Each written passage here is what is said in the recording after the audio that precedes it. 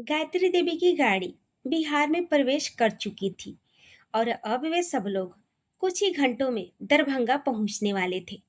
चारों ओर हरियाली, हर थोड़ी थोड़ी दूर पर पड़ने वाली नदियां, लंबे लंबे ताड़ और नारियल के वृक्ष मानो झुक झुक कर उनका स्वागत कर रहे हों। सड़क के दोनों ओर कहीं खेत थे तो कहीं बड़े बड़े कई कई एकड़ में फैले हुए आम के बगीचे। इतना सुंदर और स्वच्छ वातावरण और प्रकृति की सुंदरता देखकर गायत्री देवी के साथ साथ कुलगुरु वेदाचार्य की अंतर आत्मा भी प्रसन्न हो गई। आखिरकार उनकी मंजिल आ ही गई।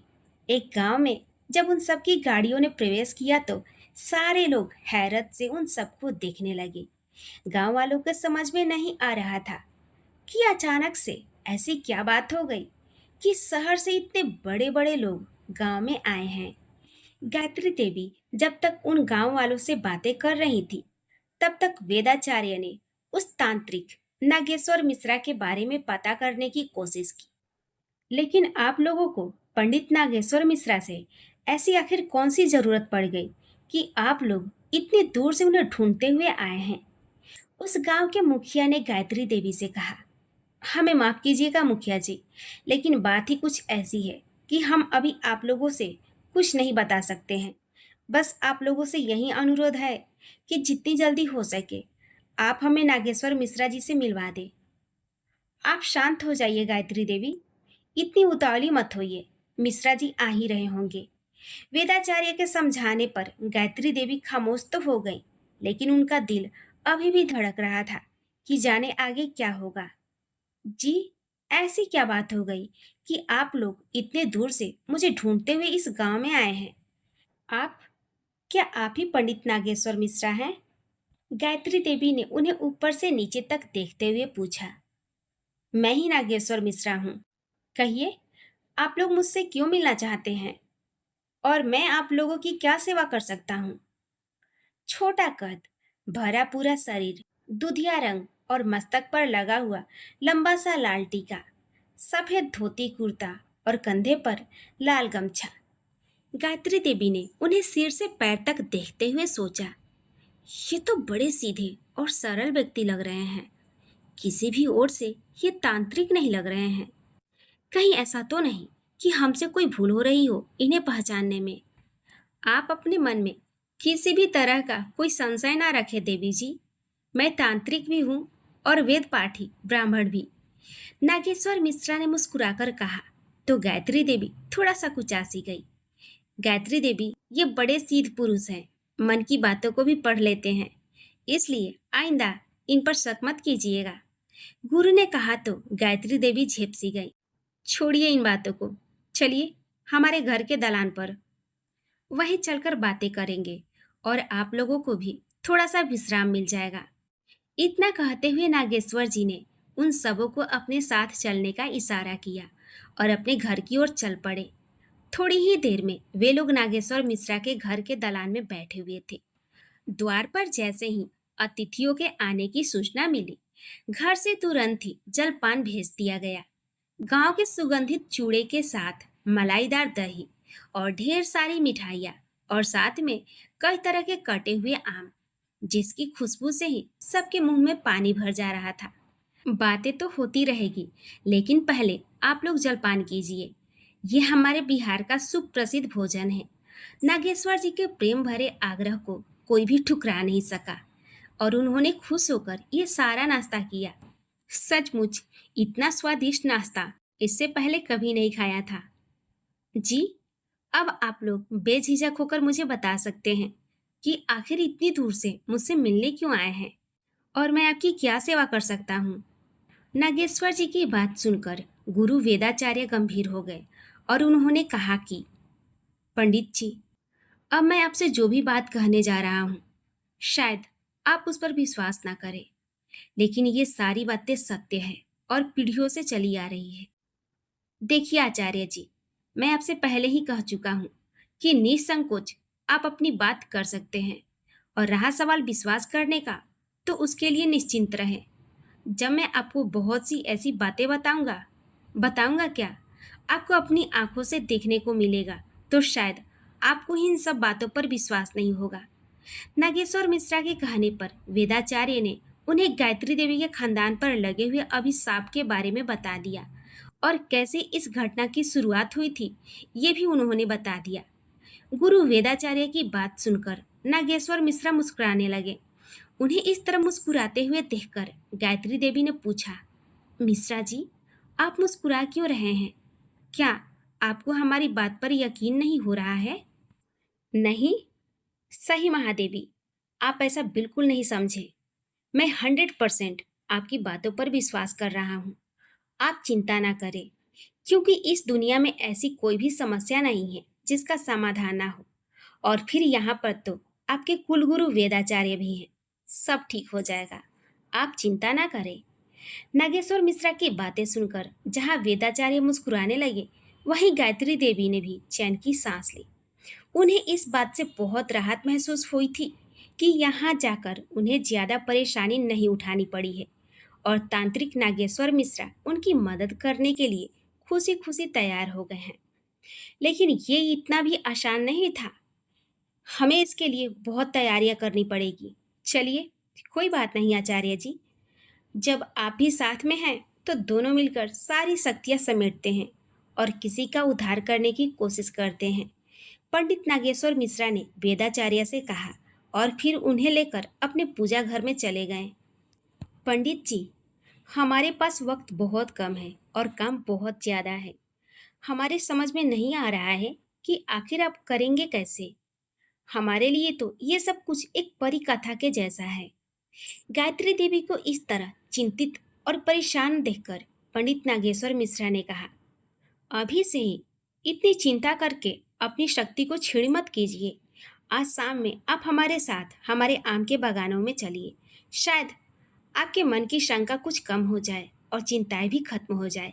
गायत्री देवी ने बड़ी खामोशी के साथ चुपचाप अपना सिर हिला दिया। वेदाचार्य अपने जप में तल्लीन थे। मेरा ख्याल है कि अब आपको घर में जाकर थोड़ा आराम करना चाहिए। कोई संकोच मत कीजिए। अंदर हमारी माता जी हैं और हमारी पत्नी भी है। आपको किसी तरह की कोई तकलीफ नहीं होगी। मिश्रा जी के बार बार कहने पर गायत्री देवी उनके दलान से उठकर घर के अंदर चली गई। सचमुच उन्हें इस वक्त आराम की बहुत जरूरत महसूस हो रही थी। घर के अंदर नागेश्वर की पत्नी ने उनके आराम की अच्छी व्यवस्था कर रखी थी। बिस्तर पर लेटते ही गायत्री देवी को नींद आ गई और उधर वेदाचार्य के साथ पंडित नागेश्वर मिश्रा इस समस्या और श्राप के बारे में पूरी जानकारी ले रहे थे और साथ ही आगे के कार्यक्रम की रूपरेखा भी तैयार कर रहे थे। महारानी गायत्री देवी की जब आंख खुली तो उन्होंने देखा कि शाम होने वाली है। उन्हें तत्काल याद आया कि मिश्रा जी ने उन्हें कहा था कि शाम में उन्हें आम के बागानों में कुछ दिखाना भी है, जिससे कि उन्हें इस बात का यकीन हो जाएगा कि वे एक तांत्रिक भी हैं। वे फुर्ती से उठी और घर से बाहर आ गई। गायत्री देवी की जब आंख खुली तो उन्होंने देखा शाम होने वाली थी। उनकी सारी थकावट दूर हो चुकी थी और वे अपने आप को बहुत ही रिलैक्स महसूस कर रही थी। तब तक नागेश्वर जी की पत्नी भी चाय नाश्ता लेकर कमरे में आ गई थी। चाय पीने के बाद गायत्री देवी अपने आप को बहुत ही तरोताजा महसूस करने लगी। अचानक ही उन्हें याद आया कि नागेश्वर जी ने कहा था कि शाम को वे आम के बागान में घुमाने ले चलेंगे और वहां पर उन्हें कुछ दिखाना है। इसलिए उन्होंने झटपट से चाय पी और घर के बाहर दलान में वापस आ गई, जहां पर गुरु वेदाचार्य और नागेश्वर मिश्रा उन्हीं का इंतजार कर रहे थे।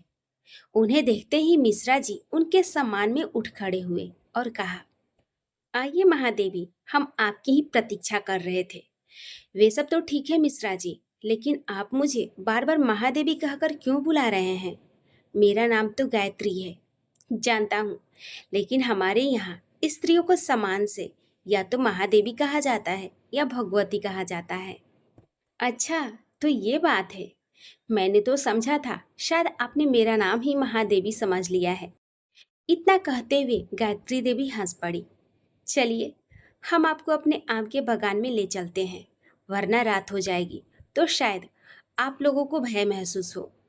कहते हुए नागेश्वर मिश्रा उठ खड़े हुए और फिर सभी उनके पीछे चल पड़े। थोड़ी देर के बाद वे एक विशाल आम के बागान में थे, जिसके एक ओर बागमती नदी की एक धारा कलकल करती हुई बह रही थी। वहां का दृश्य इतना सुंदर था कि सारे लोगों का मन प्रसन्न हो गया।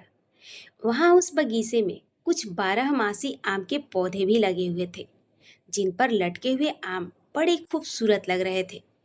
घूमते घूमते अचानक नागेश्वर जी एक पुराने आम के पेड़ के पास खड़े हो गए और उसके तने पर एक हाथ मारा। क्षण भर तो खामोशी छाई रही, लेकिन फिर उसके बाद अचानक से उस पेड़ की डालियां हिलने लगी और एक परछाई सी उस डाल से उतरकर उनके सामने खड़ी हो गई। बड़े गौर से देखने पर ऐसा लगा जैसे वह कोई 20 से 21 बरस का लड़का रहा हो। लड़के की परछाई ने नागेश्वर मिश्रा के सामने खड़े होकर उनके सम्मान में सर झुकाया। नागेश्वर जी के इतना पूछते ही एक भिनभिनाहट जैसी आवाज आई। गायत्री देवी तो कुछ समझ नहीं पाई, लेकिन वेदाचार्य मुस्कुराने लगे। नागेश्वर मिश्रा गायत्री देवी को असमंजस में देखकर बोल पड़े, आप घबराइए मत, ये हमारा भैरव है, जो गांव में होने वाली हर छोटी बड़ी बातों को मुझे बताता है। और सामने जो आप बागमती नदी देख रही है ना, यहाँ पर अमावस की रात या फिर नवरात्रि, होली, दिवाली, इन सब पर घनघोर तांत्रिक साधनाएं होती हैं। इस वक्त भी यहाँ बहुत सी अच्छी और बुरी दोनों आत्माएं घूम रही हैं। फर्क इतना है, इसे हम देख सकते हैं लेकिन आप नहीं देख सकती। मैं चाहूँ तो पल भर में आपको दिखा सकता हूँ, लेकिन आप घबरा जाएंगी, इसलिए ना ही देखे तो अच्छा है।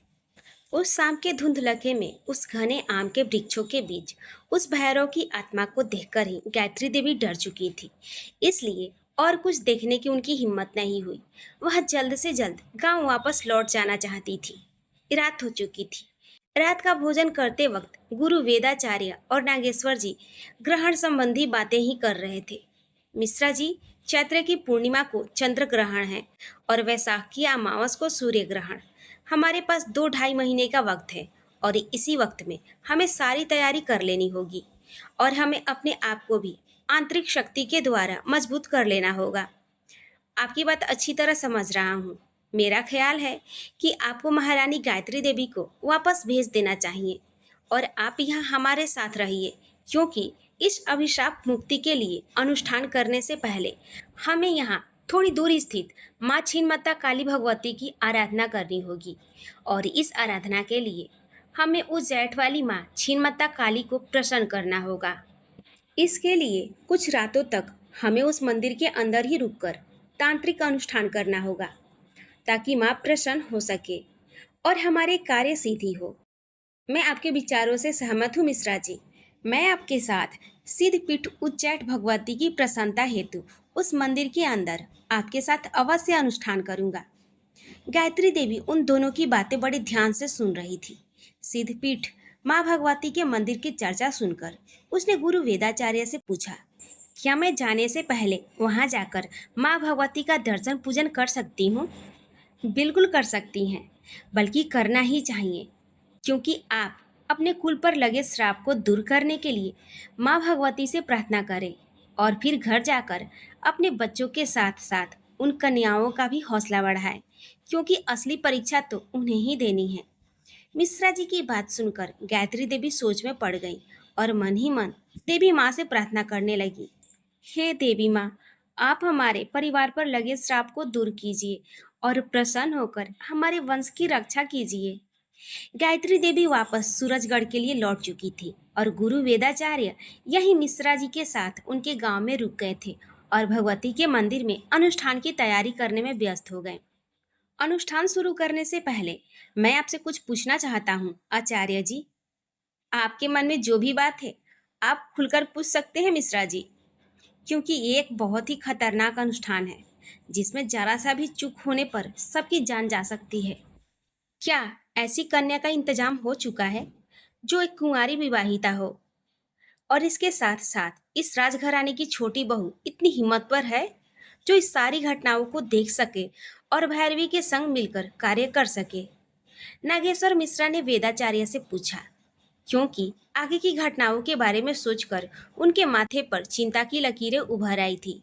आप इस बात की बिल्कुल फिक्र न करें मिश्रा जी, क्योंकि शायद अब वे वक्त आ गया है कि इस परिवार पर लगे श्राप का अंत हो जाएगा। यही कारण है कि इस राजघराने की छोटी बहू के मायके में उसकी खुद की छोटी चाची ही एक ऐसी कन्या के रूप में मिल गई है जो कुंवारी विवाहिता है। ये सारी बातें सुनकर मिश्रा जी ने चैन की सांस ली और फिर माँ भगवती के मंदिर में जाकर अनुष्ठान की तैयारी के विषय में विचार करने लगे। वेदाचार्य मिश्रा जी के साथ उच्चाट स्थित माँ भगवती के मंदिर पहुंचे तो उस सुंदर मंदिर को देखकर उनका मन प्रसन्न हो गया। उनकी दिव्य शक्तियों ने उन्हें इस बात का आभास करा दिया था कि ये एक बहुत ही अद्भुत स्थल है जहाँ बहुत सी रहस्यमय शक्तियां निवास करती है। वेदाचार्य को इस तरह विचारमग्न देखकर मिश्रा जी ने कहा, ये कोई साधारण स्थान नहीं है आचार्य जी। यहाँ माँ स्वयं निवास करती हैं और यही वे स्थान है जहाँ कालिदास को ज्ञान प्राप्त हुआ था। यहाँ इतनी सारी रहस्यमय शक्तियाँ हैं कि अगर माता का आशीर्वाद मिल जाए तो बड़े से बड़े संकट का नाश हो जाए। इस बात का मुझे भी आभास ही नहीं बल्कि पूर्ण विश्वास हो गया है कि इनके आशीर्वाद से अब सब कुछ ठीक हो जाएगा। बस हमें अपनी कोशिशें जारी रखनी होगी।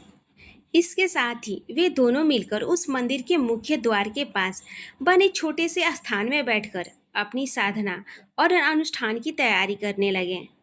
गायत्री देवी वापस सूरजगढ़ लौट चुकी थी। उनके चेहरे पर छाई हुई खुशी और चमक को देखकर ही विक्रमजीत समझ गया कि जिन्हें ढूंढने के लिए ये लोग गए थे वे काम हो चुका है। आज शायद जीवन में पहली बार नाश्ते की टेबल पर गायत्री देवी इतनी खुश दिखाई दे रही थी। उन्हें इस तरह खुश देखकर घर के सारे नौकर चाकर भी आश्चर्यचकित हैं और इसके साथ ही वे सभी खुश हैं कि हर वक्त अब उन्हें भय के साए में जीना नहीं पड़ेगा। विक्रम, आपके होटल के प्रोजेक्ट का क्या हुआ? आपके क्लाइंट्स आ चुके हैं? जी मम्मी, वहाँ का काम काफ़ी अच्छी तरह से चल रहा है। और यही नहीं, आपको एक और खुशखबरी देनी है। हमारे विदेशों के कुछ क्लाइंट्स ने हमारे साथ एग्रीमेंट किया है कि और जगहों पर भी हमारे साथ काम करना चाहते हैं। गायत्री देवी ने चैन की सांस ली और फिर मुस्कुराते हुए बोली, अब शायद हमारे भी बुरे दिन खत्म होने वाले हैं, इसलिए अब जो भी होगा वे अच्छा ही होगा। इतना कहते हुए उनकी नजरें समरजीत की ओर गई, जो इन सब बातों से बेखबर सर झुकाए चुपचाप नाश्ता करने में तल्लीन थे। समरजीत पर नजर पड़ते ही गायत्री देवी का दिल भर आया। उन्होंने मन ही मन देवी माँ से प्रार्थना की, हे माँ, अब अगर सब कुछ ठीक होने जा रहा है तो मेरे इस बच्चे को भी डिप्रेशन से बाहर निकाल दीजिए और इसे इसकी पत्नी से मिलवा दीजिए ताकि ये दोनों खुशी खुशी अपना जीवन फिर से शुरू कर सके।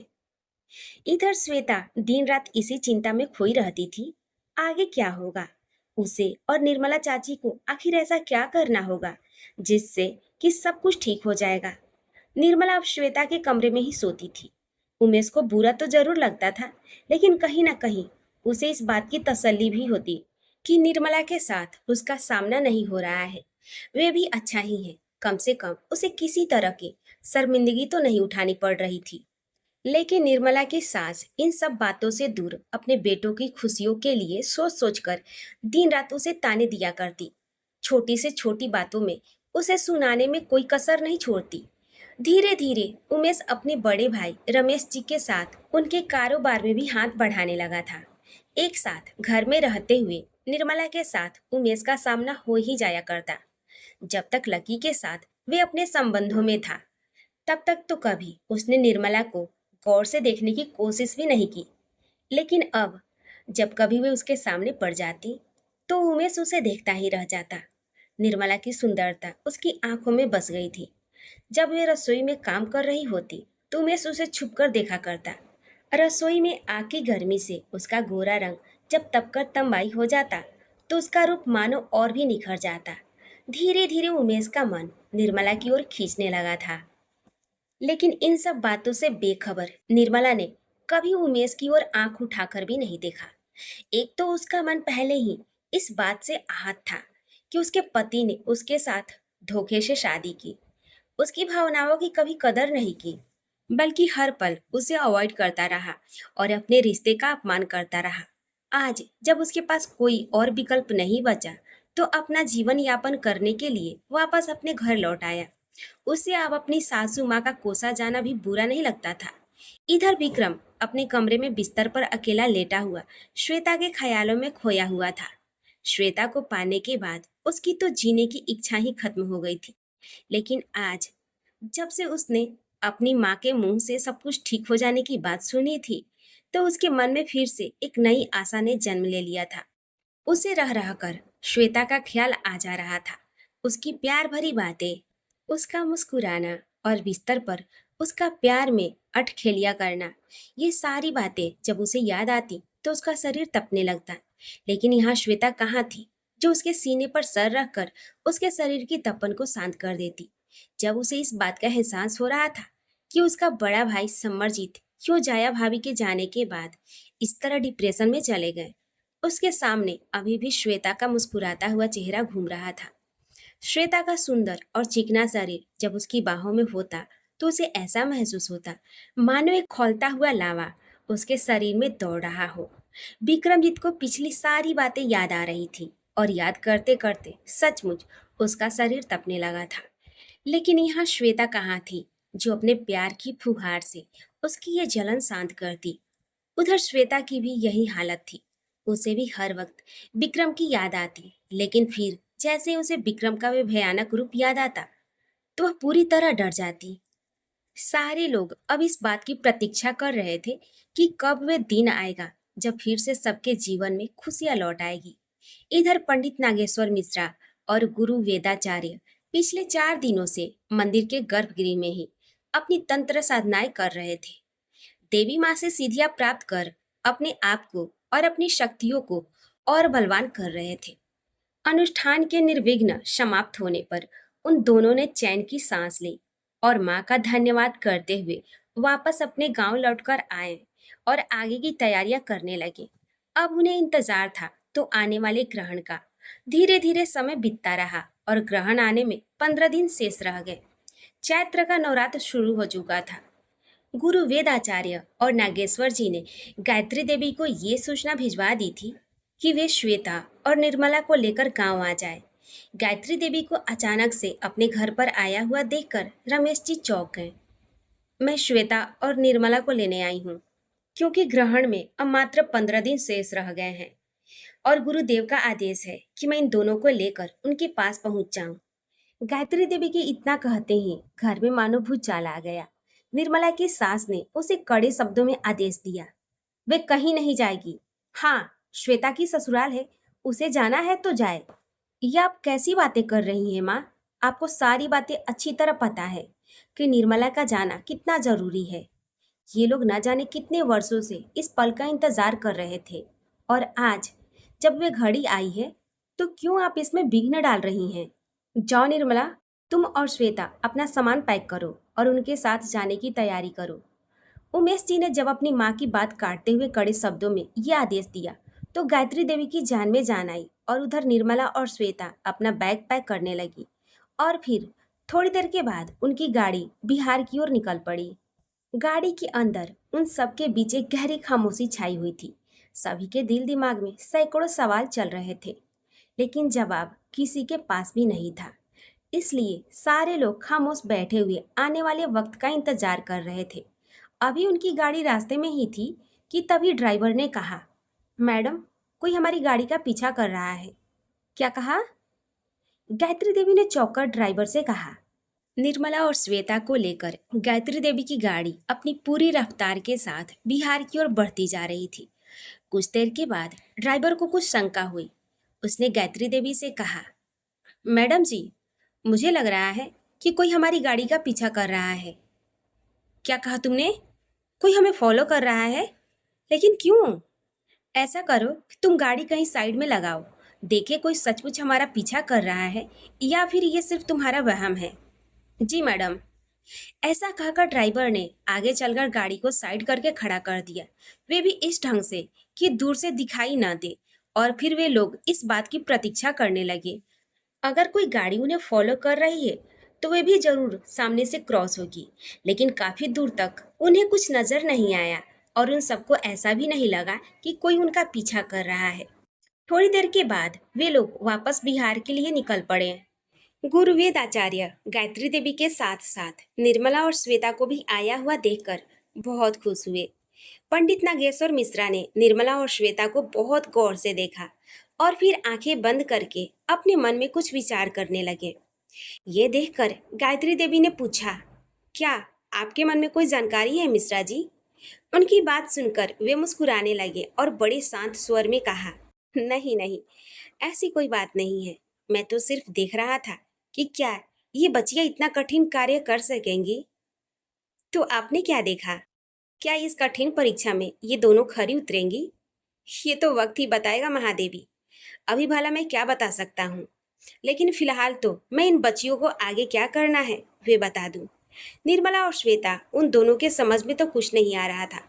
बस वे खामोशी के साथ वे दोनों सब कुछ देख और सुन रही थी।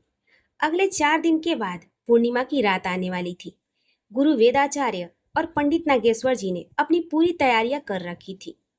आचार्य जी, मैं चाहता हूँ कि आप उन दोनों बालकों को भी बुलवा लें ताकि हमारे अनुष्ठान में कोई विलंब ना हो। आप बिल्कुल बेफिक्र रहें। पूर्णिमा के दिन वे दोनों शाम तक यहाँ जरूर पहुँच जाएंगे।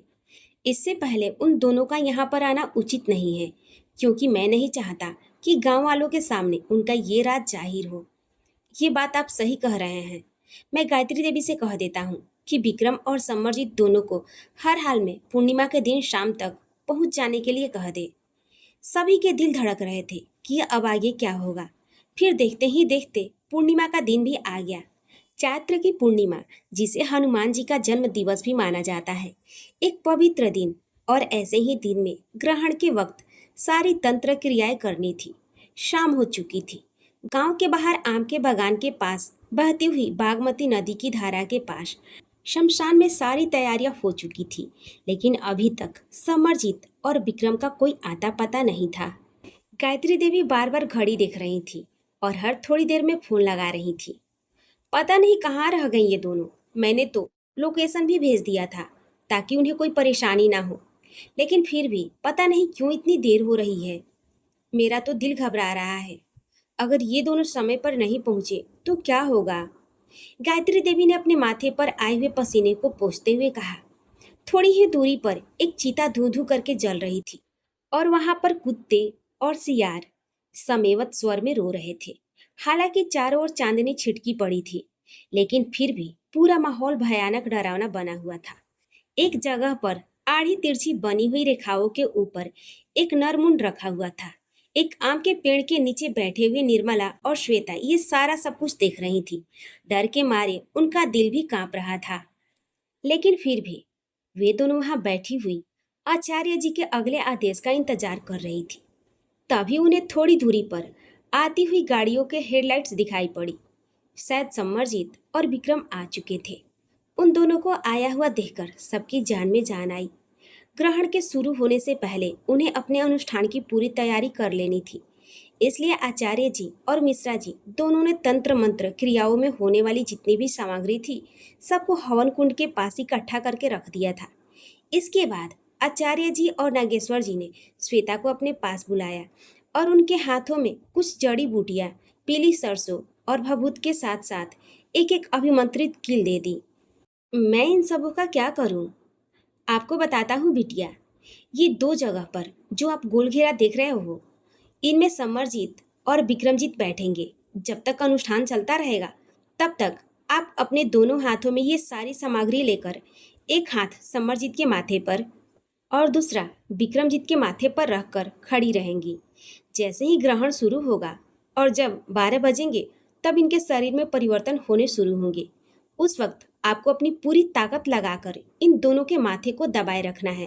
हो सके तो इन कीलों का नुकीला सिरा इनके माथे पर इस तरह बनाए रखे कि इन्हें चोट भी नहीं पहुंचे और उस कील की नोक चुभती भी रहे। यह अभिमंत्रित कील है। इन सारे अभिमंत्रित सामानों की वजह से ये बंधे हुए रहेंगे।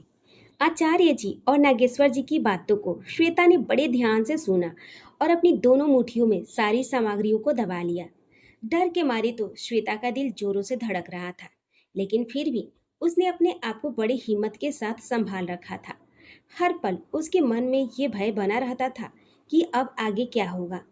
समरजीत और विक्रम को आचार्य जी ने आदेश दिया कि सामने बहती हुई नदी में स्नान करके स्वच्छ कपड़े पहन करके जल्द से जल्द यहाँ बने हुए घेरे में आकर बैठ जाए।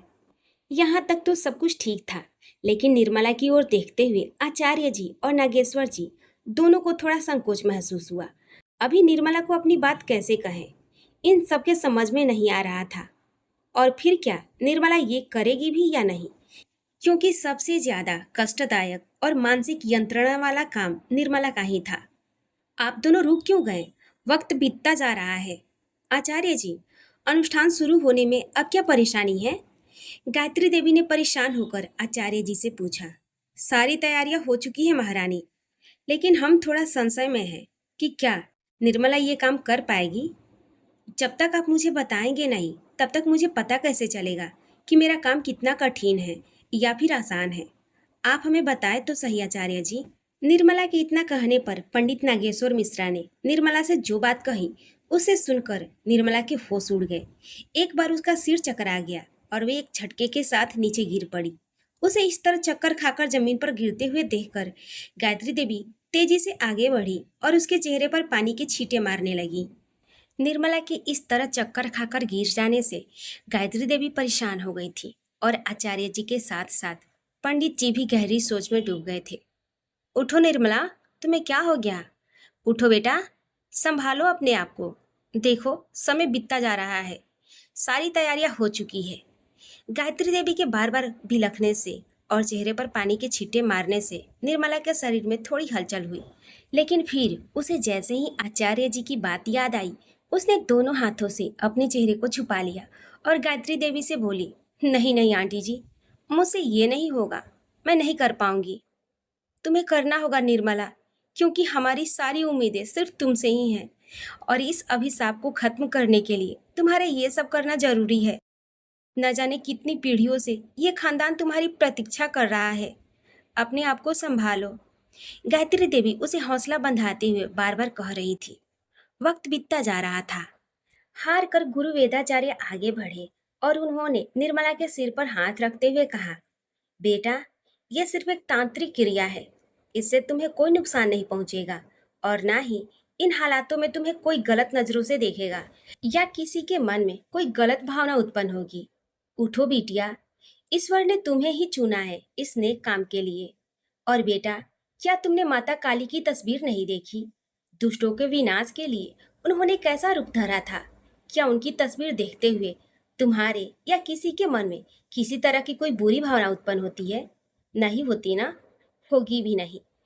इस तरह तुम्हारे लिए भी किसी के मन में कोई दुर्भावना उत्पन्न नहीं होगी। इस वक्त तुम हमारे लिए उसी रूप में होगी। इन सबों के द्वारा बार बार समझाने पर निर्मला ने किसी तरह हिम्मत करके अपने आप को संभाला और उठ खड़ी हुई।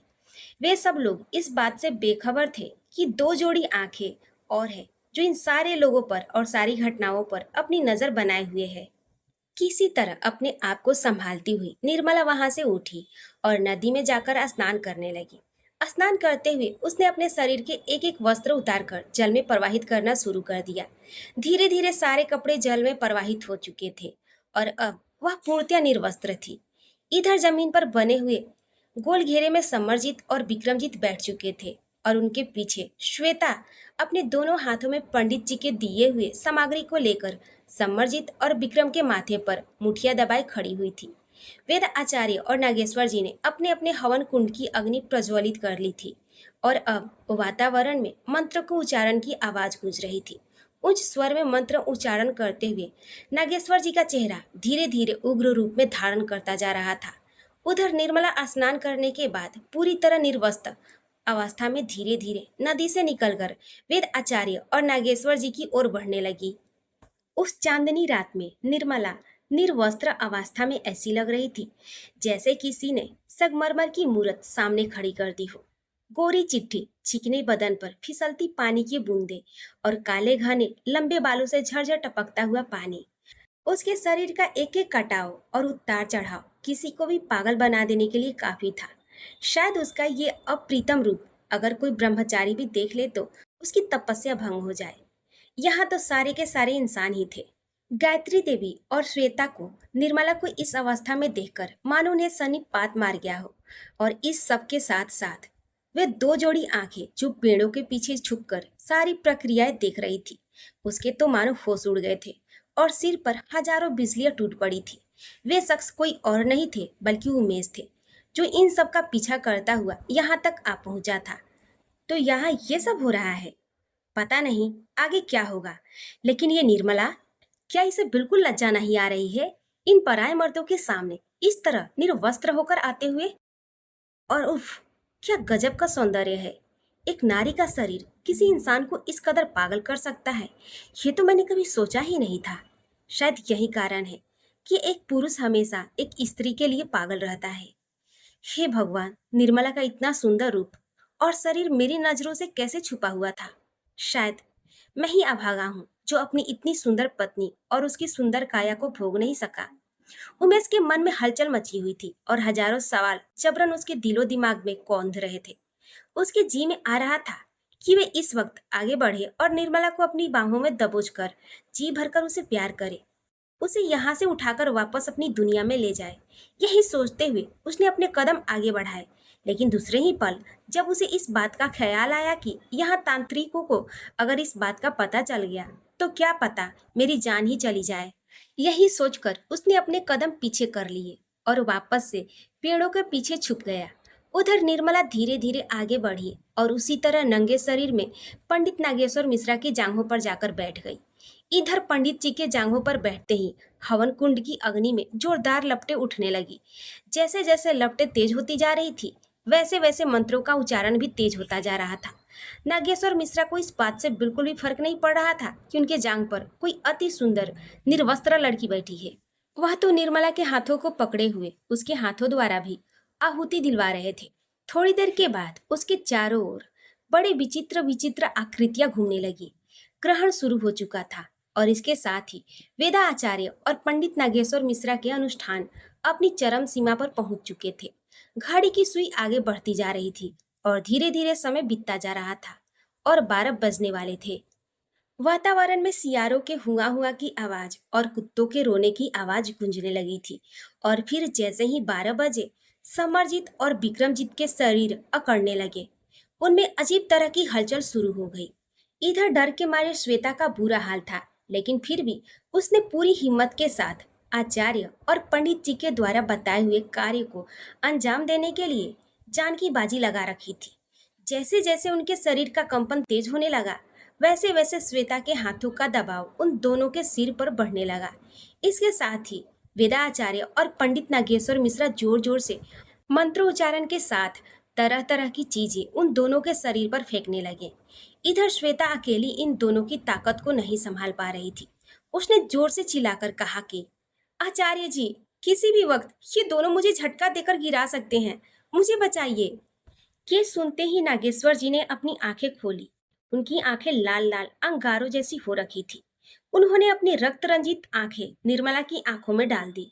शायद ही उनकी आंखों का सम्मोहन था कि निर्मला यंत्रवत उनकी जांघों से उठी और जलती हुई चिता के किनारे से दोनों हाथों से मुठिया भर के राख उठाकर आगे बढ़ने लगी। कुत्तों और सियारों की चिल्लाहट पूरे माहौल को डरावना बना रही थी।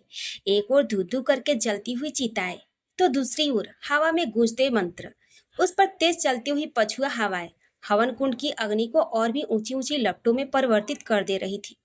श्वेता अपने दोनों हाथों की मुट्ठियों में तंत्र विद्या की सामग्री को लिए हुए कील के साथ समरजीत और विक्रमजीत के माथे को दबाए हुए थी। 12 बजने वाले थे। धीरे धीरे समरजीत और विक्रमजीत के शरीर अकड़ने लगे और श्वेता को ऐसा लगा कि उन दोनों के सिर से उसका हाथ फिसल जाएगा। ये देखकर वे जोर से चिल्लाई, मुझे बचाइए गुरुदेव, मेरा हाथ छूट रहा है। श्वेता के चिल्लाने की आवाज सुनकर वेदाचार्य और पंडित नागेश्वर मिश्रा दोनों एक साथ अपनी आंखें खोले। वेदाचार्य ने मंत्रोच्चार जारी रखते हुए समरजीत और विक्रमजीत को देखते हुए उन पर तांत्रिक सामग्रियों के बौछार कर दी।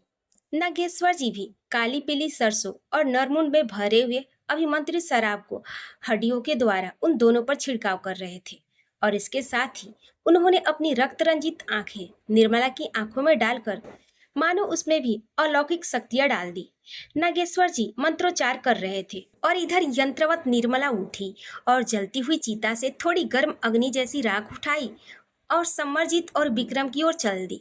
समरजीत और विक्रमजीत दोनों बुरी तरह छटपटा रहे थे और उन दोनों के मुख से तेज दहाड़ें निकल रही थी। उनकी दहाड़ सुनकर तो वैसे ही श्वेता अधमरी सी हो गई थी और इससे पहले कि वे घबराकर अपनी दोनों मुठ्ठियां खोल दे और वहां से भाग निकले कि निर्मला वहां पहुंच गई। दोनों हाथों में भर भर कर गर्म राख उठाए हुए लाल लाल जलती आंखों से घूरती हुई निर्मला उन दोनों तक पहुंच चुकी थी। चांदनी रात में निर्वस्त्र और घुटनों तक खुले काले लंबे बालों में निर्मला साक्षात काली की तरह लग रही थी। एक बार तो श्वेता का हृदय भी भय से कांप उठा। तरह तरह के अजीबोगरीब मंत्रों का उच्चारण हो रहे थे और उसी के साथ नागेश्वर मिश्रा ने आदेश दिया, भैरवी, आप चलती हुई राह को दोनों हाथों से एक साथ दोनों के ऊपर सिर से लेकर पैर तक उनके शरीर से स्पर्श कराते हुए एक बार में नीचे उतारने की कोशिश करे। इस वक्त न जाने निर्मला के शरीर में इतनी शक्ति कहाँ से आ गई थी। उसने एक हाथ समर के सिर पर रखा, दूसरा विक्रम के, और गरम गरम राख से उन दोनों के मुख से होते हुए पैरों तक एक बार में लगाते हुए उतार दिया। अपने शरीर पर उस राख का स्पर्श होते ही समरजीत और विक्रमजीत, जो लगभग जानवर बन चुके थे, मरते हुए भैंसे की तरह डकारते हुए जमीन पर पटखनी खाकर लुढ़क गए। तब तक वेदाचार्य और नागेश्वर जी दोनों मंत्र पढ़ते हुए और तरह तरह की तांत्रिक सामग्री के साथ छिड़काव करते हुए उन दोनों तक पहुंच चुके थे। दोनों जमीन पर बुरी तरह तड़पते हुए लौट रहे थे। नागेश्वर जी भी नरमुंड में भरे हुए शराब और न जाने कौन कौन से सामग्रियों को हड्डियों के द्वारा मंत्र पाठ करते हुए उन दोनों के पूरे शरीर पर छिड़कते रहे। थोड़ी ही देर में ग्रहण समाप्त होने वाला था और तब तक इन दोनों के सारे काम संपन्न हो जाने थे और अनुष्ठान को भी समाप्त हो जाना था। इसलिए बिना एक पल की देरी किए सारी तांत्रिक क्रियाएं की जा रही थी। इधर निर्मला उन्मुक्त सी झूम रही थी और श्वेता डर के मारे थर थर कांपते हुए वहीं उसी जगह पर समरजीत विक्रमजीत के सिर के बालों को जोर से अपने हाथों में जकड़े हुए खड़ी थी। और साथ ही इधर वातावरण में न जाने कितनी अजीबोगरीब आकृतियां उनके चारों ओर उछल कूद मचाते हुए अजीब अजीब सी आवाजें निकाल रही थी। कुल मिलाकर ये सारा दृश्य भयानक था कि कोई कमजोर हृदय का आदमी देख ले तो उसका वहीं जान निकल जाए। इधर पेड़ों के पीछे छुपा हुआ उमेश, उसने तो ये सारे दृश्य देखे भी नहीं और आंखें बंद करके घुटनों में मुंह छुपा करके बैठ गया था। और फिर एक वक्त ऐसा आया कि चंद्रमा ग्रहण से पूरी तरह ढक गया और चारों ओर घनघोर अंधेरा छा गया। कुछ पलों के घनघोर अंधेरों के बीच न जाने कितनी पारलौकिक शक्तियां जाग उठी थी और अपनी शक्ति का प्रदर्शन कर रही थी। और फिर कुछ पलों के बाद धीरे धीरे जैसे उजाला हुआ और ग्रहण अपने समाप्ति की ओर बढ़ चला, वैसे वैसे धीरे धीरे हवा की गूंजती हुई आवाज और तरह तरह के चित्कारों की आवाज कम होनी शुरू हो गई। समरजीत और विक्रमजीत की शक्तियां भी कम हो गई। वे भी जमीन पर पड़े पड़े धीरे धीरे कराह रहे थे। इस बीच गुरु वेदाचार्य और पंडित नागेश्वर, इन दोनों ने उन श्राप देने वाले अघोरी का ध्यान करते हुए उसकी आत्मा को भी आवाहित किया। वे इस बात को अच्छी तरह जानते थे कि उस अघोरी को मरे हुए भी 100-150 साल हो चुके थे। इस बीच उसके न जाने कितने जन्म हो चुके होंगे और इतनी जन्मों के पहले की घटना तक पहुंचने के लिए उसकी आत्मा को सूक्ष्म से सूक्ष्म रूप धारण करके आने में भी बहुत मुश्किल होगी। फिर भी उन दोनों ने हिम्मत नहीं हारी और कोशिश करते रहे, क्योंकि वे इस बात को अच्छी तरह जानते थे कि आत्मा अजर और अमर है। उनके मंत्रों की शक्ति कहीं न कहीं किसी रूप में उन्हें जरूर खींचकर लेकर आएगी। ग्रहण का मोक्ष होने में मात्र आधा घंटा का समय शेष था और इसी में इन्हें उस अघोरी की आत्मा से संपर्क साधना था।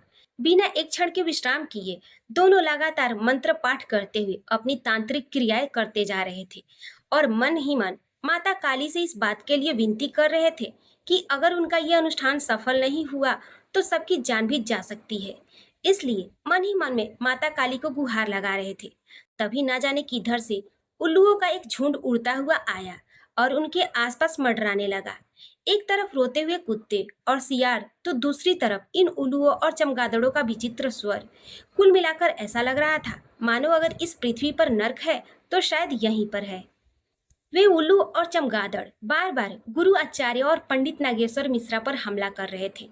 वेदाचार्य और पंडित जी दोनों इस बात को समझ गए थे कि उनका ये अनुष्ठान सफल हो रहा है और कहीं ना कहीं उस अघोरी की शक्तियां उन्हें रोकने के लिए ये सारे उपद्रव कर रही है। उल्लू और चमगादड़ ने हमला करके उन दोनों को बुरी तरह घायल कर दिया था। हारकर वेदाचार्य और नागेश्वर जी ने मंत्र पढ़ते हुए आवाज लगाई, अघोरानंद, तुमने वचन दिया था महारानी ज्योति को कि उनके ही वंश की कोई छोटी बहू एक कुंवारी बहू के साथ मिलकर इस श्राप का अंत करेगी। अगर तुमने अपना श्राप वापस नहीं लिया और हमारी मदद नहीं की तो याद रखना, अगर तुम्हारा श्राप जिंदा हो सकता है तो महारानी ज्योति देवी का अभिशाप भी फलीभूत हो सकता है, इसलिए सावधान। आश्चर्य! अचानक से चमगादड़ और वे उल्लू उन्हें चोट पहुंचाना बंद कर दिया और फिर वे एक पेड़ पर जाकर लटक गए। वे दोनों समझ गए कि उनकी आवाजें और तंत्र के लिए सूक्ष्म रूप से उस तांत्रिक तक पहुंच रही है। उनका जोश और दोगुना हो गया और वे बड़ी तेजी के साथ अपने अनुष्ठान को चरम सीमा पर पहुंचाने लगे। वेदाचार्य और मिश्रा जी दोनों ने मिलकर हवन कुंड की जलती हुई लकड़ी उठाकर समरजीत और विक्रमजीत की ओर एक घेरा बना दिया और तांत्रिक को आवाज लगाई, अघोरानंद, ग्रहण समाप्त होने वाला है। अगर ग्रहण समाप्त होने से पहले ये दोनों अपनी पूर्व अवस्था में नहीं आए तो याद रखना कि तुम जहां कहीं भी हो, जिस जन्म में भी हो, तुम्हें महारानी ज्योति देवी का श्राप झेलना पड़ेगा और तुम भी तबाह हो जाओगे। इसलिए सूक्ष्म रूप में आकर ही सही हमारे इस अनुष्ठान को सफल बनाओ। वेदाचार्य और मिश्रा जी दोनों बड़े व्यग्र हो चले थे, क्योंकि अब चंद मिनटों में ही ग्रहण समाप्त होने वाला था और तब तक यदि किसी भी रूप में अगर उस तांत्रिक की आत्मा उन दोनों का साथ नहीं देगी तो उनका ये सारा तंत्र क्रिया और अनुष्ठान विफल हो जाएगा। ग्रहण समाप्त होने में अब कुछ ही मिनटों की देर थी और इस बीच हर हाल में अघोरी की आत्मा को सूक्ष्म स्वरूप में पहुंच जाना था। धीरे धीरे वातावरण में गूंजती भयानक आवाज शांत होने लगी थी। हवन कुंड और चिता की आग भी शांत हो रही थी। ये सब देखकर वेदाचार्य और मिश्रा जी दोनों थोड़ा चिंतित भी हो गए कि आखिर क्या कारण है कि अभी तक उनकी शक्तियों ने उस अघोरी को नहीं ढूंढा है। तभी अचानक से उनके हवन कुंड की लपटें वापस से आसमान छूने लगी और कहीं दूर से भर हुई सी आवाज गूंजी, मुझे अच्छी तरह याद है कि मैंने रानी ज्योति को क्या वचन दिया था। मैं उनके वचन के आगे मजबूर हूँ, वरना किसी भी कीमत पर इस खानदान के पुरुषों पर लगा हुआ श्राप मैं वापस नहीं लेता। लेकिन इसके साथ ही मैं इस राजघराने की छोटी बहू की हिम्मत और हौसले से भी प्रसन्न हूँ।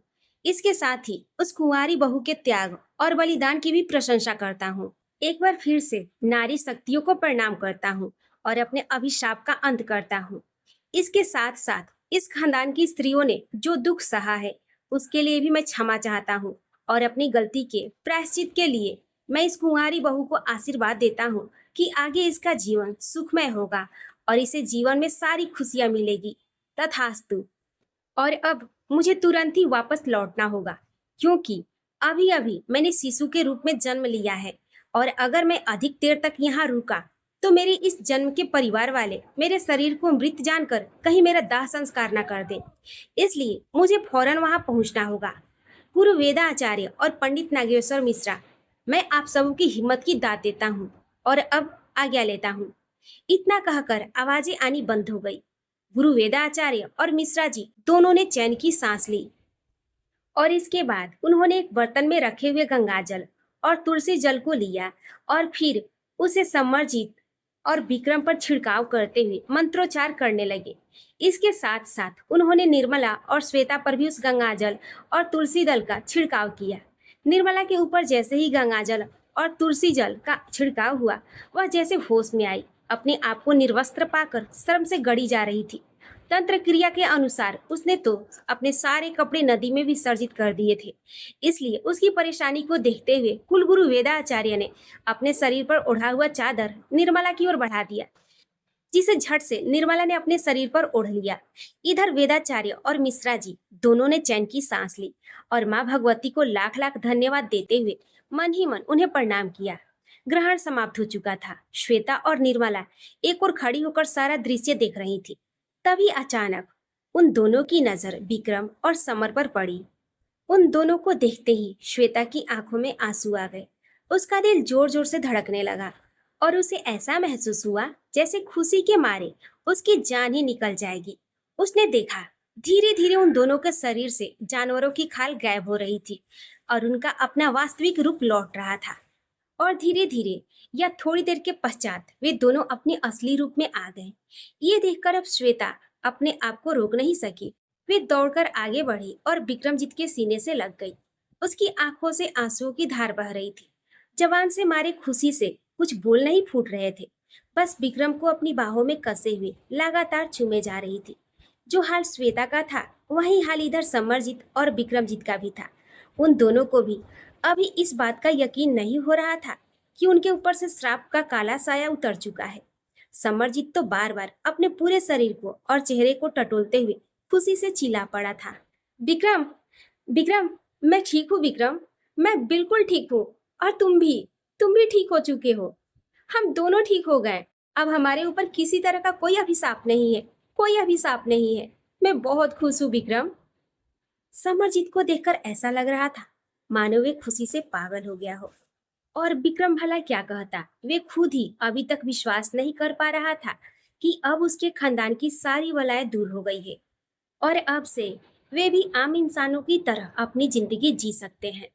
इन सबको इस तरह खुश देखकर दूर खड़ी निर्मला उसके हृदय को भी शांति महसूस हो रही थी।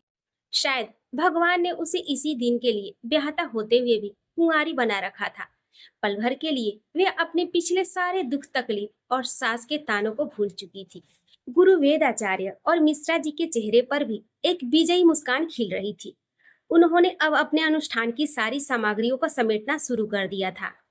मिश्रा जी ने अपने नरमुंड और हड्डियों वाले झोले को एक को रखा और बाकी सारी सामग्री वहीं पास बह रही बागमती नदी में विसर्जन कर दिया। इधर घर में बैठी गायत्री देवी बेचैन हो रही थी। उनके प्राण हलक में अटके हुए थे। वे सोच रही थी कि पता नहीं आज क्या होगा, यह अनुष्ठान सफल भी हुआ होगा या नहीं। इन्हीं सारी आशंकाओं के बीच झूलती हुई वे अपने कमरे में सारी रात टहलती रही। धीरे धीरे आसमान में सुबह की लाली बिखरने लगी थी। इधर वेदाचार्य और मिश्रा जी के साथ साथ सारे लोग भी सुबह होने से पहले घर पहुंच जाना चाहते थे ताकि गांव वालों को किसी बात की शंका ना हो। गुरु वेदाचार्य और पंडित जी ने श्वेता और निर्मला से कहा वे जल्द से जल्द घर चली जाएं और जाकर अपने कपड़े बदल ले। कहीं ऐसा ना हो कि किसी की नजर पड़ जाए और फिर वे लोग उनके लिए उल्टी सीधी बातें बनाने लगे। उनकी बात सुनकर श्वेता और निर्मला दोनों घर जाने के लिए निकल पड़ी। उधर पेड़ों के पीछे छुपा हुआ उमेश अभी भी डर के मारे बेहोश पड़ा था। ये सारे लोग वापस घर जाने के लिए निकल ही रहे थे कि अचानक से श्वेता और निर्मला की नजर उमेश पर पड़ गई। उमेश को इस हाल में यहाँ पर देखकर वे दोनों चौंक गई।